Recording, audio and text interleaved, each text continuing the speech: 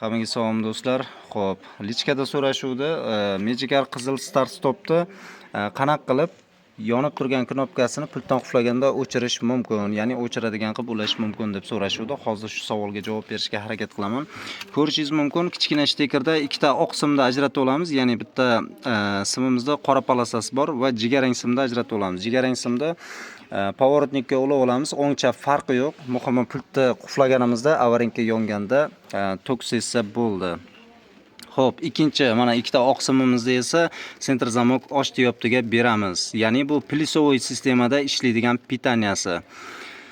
Xo'sh, endi mana start stopimiz ko'rishingiz mumkin, yonib turibdi. Endi qulflab ko'ramiz. Mana qulflandi. Start stopimiz o'chdi knopkasi. Bosib ko'ramiz. Mana отказ beryapti. Zamok zajganlar umuman ochmayapti. Endi ochib ko'ramiz. Pultimizdan ochdik. Mana endi start stopimiz mana как положено knopkasi ishlayapti. Video foydali bo'lgan bo'lsa tarqatib qo'yamiz. Hammaga rahmat.